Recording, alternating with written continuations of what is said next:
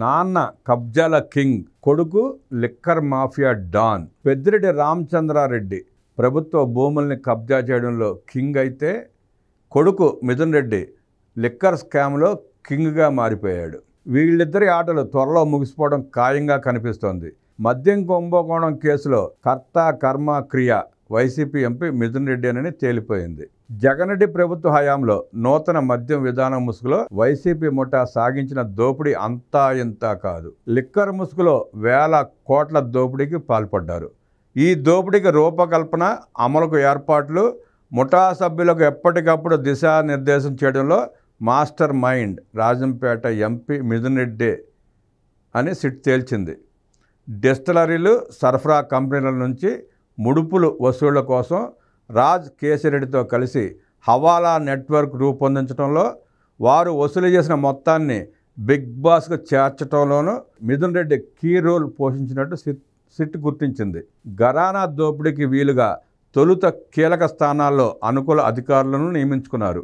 ముడుపులు ఎలా వసూలు చేయొచ్చో మిగతా నిందితులతో కలిసి పన్నాగం పన్నారు. అంతకుముందున్న పారదర్శక వ్యవస్థలన్నింటినీ తొలగించేసి కుంభకోణానికి అనువైన సాఫ్ట్వేర్లు ప్రవేశపెట్టారు.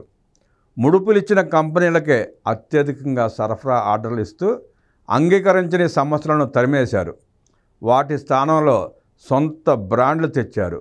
వాటికి బేసిక్ ప్రైస్ భారీగా పెంచుకుని ఖజానాను కొల్లగొట్టారు. ఈ వ్యవహారాలన్నింటిలోనూ ప్రధాన పాత్ర పోషించాడని దర్యాప్తులో వెల్లడైంది. ముడుపుల వసూళ్లు, సొంత బ్రాండ్ల మద్యానికి ఎక్కువగా ఆర్డర్లు ఇచ్చుకోవడం ద్వారా మిథున్ రెడ్డి 2 విధాల భారీగా అనుచిత లబ్ధి పొందినట్లు సిట్ గుర్తించింది. ఈ కుంభకోణంలో ఆయన ప్రమేయంపై కీలక ఆధారాలు లభించడంతో A4గా చేర్చింది.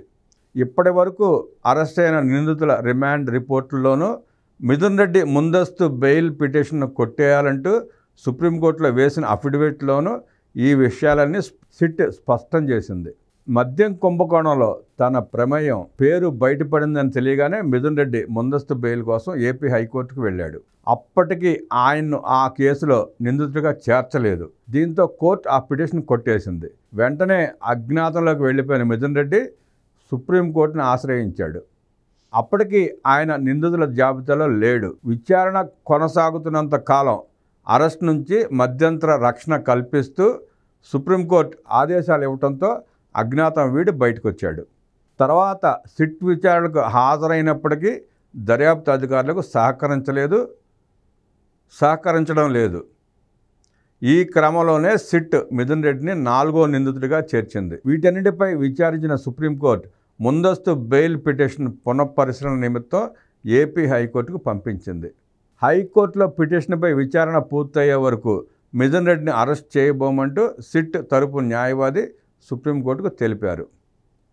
2019 నుంచి 2024 వరకు ప్రభుత్వానికి మద్యం సరఫరా చేసిన కంపెనీల లావాదేవీలు అనుమానాస్పదంగా ఉన్నాయని, మిథున్ రెడ్డి దర్యాప్తునకు సహకరించడం లేదని, ముందస్తు బెయిల్ ఇస్తే దర్యాప్తును ప్రభావితం చేస్తాడని సిట్ పేర్కొంటోంది.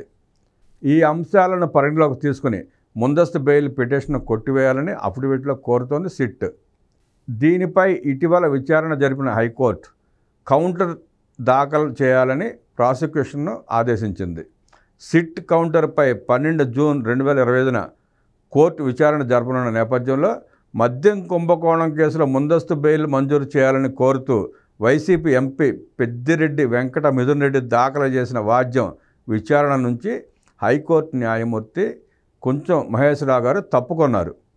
ఫైల్ను సీజే ముందు ఉంచి వాద్యం సాధ్యమైన త్వరగా మరో బెంచ్ ముందు విచారణకు వచ్చేలా తగిన చర్యలు తీసుకోవాలని రిజిస్ట్రీని ఆ న్యాయమూర్తి ఆదేశించారు. అక్కడ మిథున్ రెడ్డికి చుక్కెదురైతే చుక్కలు కనిపించడం, అరెస్ట్ అవ్వడం ఖాయంగా కనిపిస్తోంది.